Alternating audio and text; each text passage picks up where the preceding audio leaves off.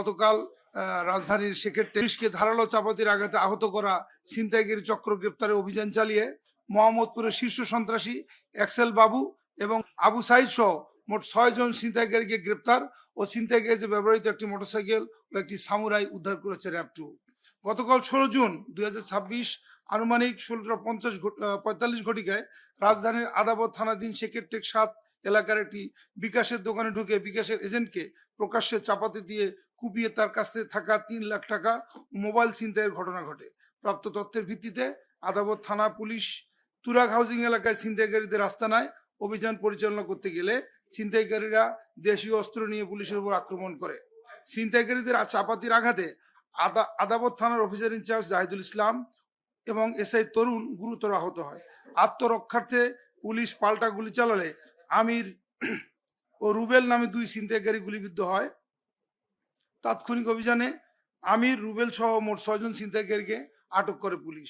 ঘটনার সংবাদ প্রাপ্তির পর ছিনতাইকারী চক্রের মূল হোতা সহ অন্যান্য সদস্যদের গ্রেপ্তার এবং অস্ত্র উদ্ধারের লক্ষ্যে র্যাব 2 এর গোয়েন্দা টিম ঘটনাস্থল এবং আশপাশ এলাকায় গোয়েন্দা নজরদারি বৃদ্ধি করে।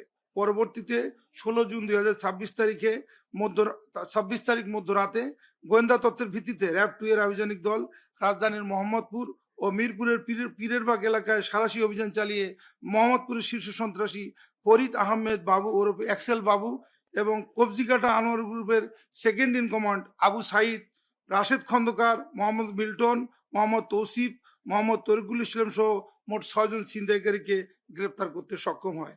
একই সাথে ছিনতাইকারী ব্যবহৃত মোটরসাইকেল ও সামুরাই উদ্ধার করে।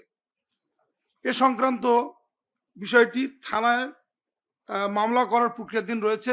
মামলার কপি পেলে আমরা আরো বিস্তারিত আপনাদের জানাতে পারবো। সেকেন্ড ইন কমান্ড সে নিজেই স্বীকার করেছে এবং আমাদের কাছে তথ্য আছে সে কবজিকাটা আনোয়ার গ্রেপ্তারের পর পুরো এই নেক্সাসটার কিংপিন হিসেবে সে কাজ করছে। এক্সেল বাবু হচ্ছে এগুলোর গুরু, ওদেরও গুরু, কবজিকাটা আনোয়ারের গুরু। হ্যাঁ, সে কারণে কালকের ঘটনায় যেহেতু থানার ওসি এবং থানার অন্যান্য পুলিশ সদস্যরা গুরুতর আহত হয়েছে এবং তারা আমাদের কাছে এটা স্বীকার করেছে যে কিভাবে তারা এই মানে ছিনতাই এবং সন্ত্রাসী কাজটা করেছে। সে কারণে এক্সেল বাবু থেকে শুরু করে এরা সবাই এক্সেল বাবু এবং এই আবু সাইদের আশীর্বাদ পুষ্ট। এবং যতক্ষণ আমরা এই কিংপিনদেরকে মানে আটক করতে পারবো না ততক্ষণ এই ব্রাঞ্চেস গুলো অ্যাক্টিভ থাকবে।